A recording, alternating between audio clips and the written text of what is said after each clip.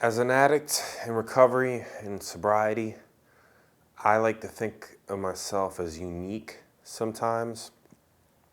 I like to think that I'm the only one that has the problems and that other people don't understand and they're not like me. I like to compare out instead of compare in. And it does lead to isolation. And I just need to see that I'm not unique. I'm just another addict on this planet. There's millions of us. And that there's nothing that I've done that somebody else hasn't already done. And everything that I say right now is none of it's original stuff.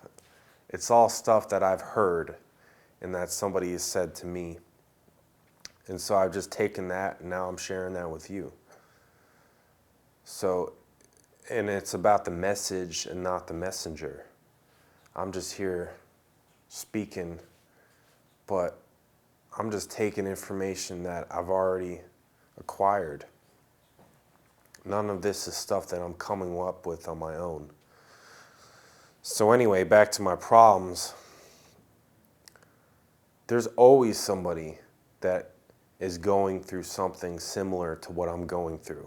And so I need to seek out those people and get their experience, their strength and their hope on how they got through those situations.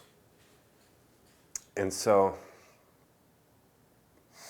by doing that, then I can get out of my self-pity and really start to do something about my problems and seek out a solution and just be proactive instead of just sitting in my stuff, stewing in it, and just continuing to get more angry, frustrated, lonely, and just have my defects flare up more and more. It's just better for me to just go out there and try to do something. And I like to say, why me? Why am I going through this? For years, when I would get arrested or I'd go into an institution, a rehab, jail, whatever it was, or if I was homeless at one point, I'd always like to use self-pity because it's like, why me? Like, why do I have to go through this?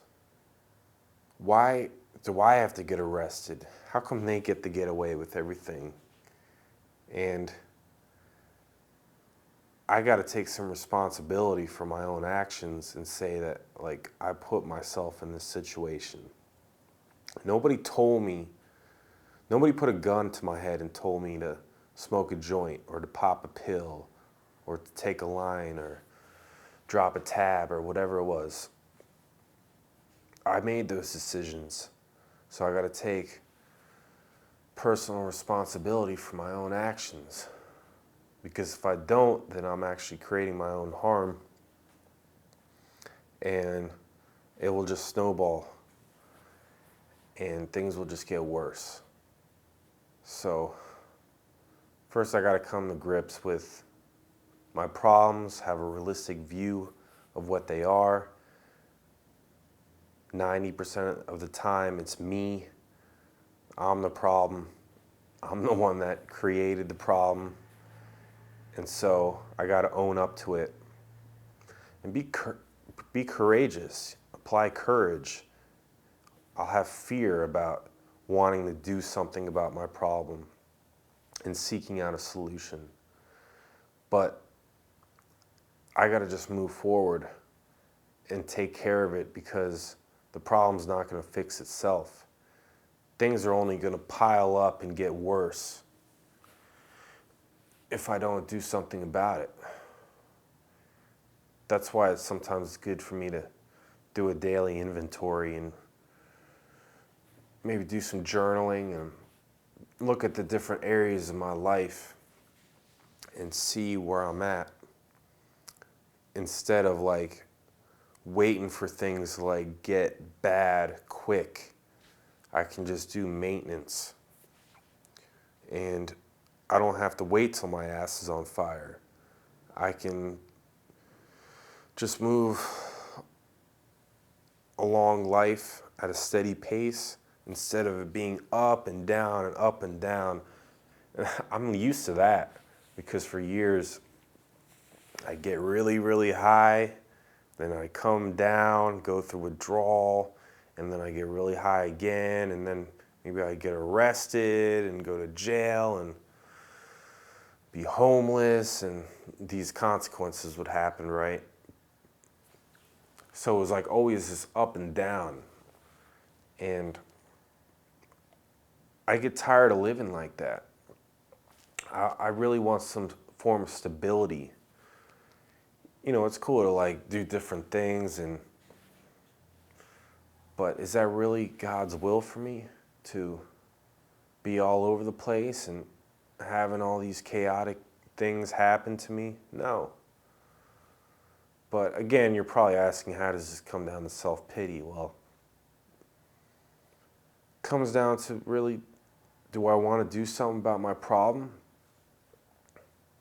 Or do I just want to feel bad about it and just get up in my head and worry and not do anything about it? I like to be proactive these days, and sometimes it takes people to push me and to call me out. And I really have gratitude for the people in my life that care that much about me to where they're going to say something and exercise tough love and all that. So there's no reason to be caught up in self-pity, although it is an easy route and it is something I did for a very long time. But I think it's important just to be grateful for the things that are going good in my life instead of just being so negative and focusing on the problems rather than the solution, or just being grateful for the good things, the positive things. So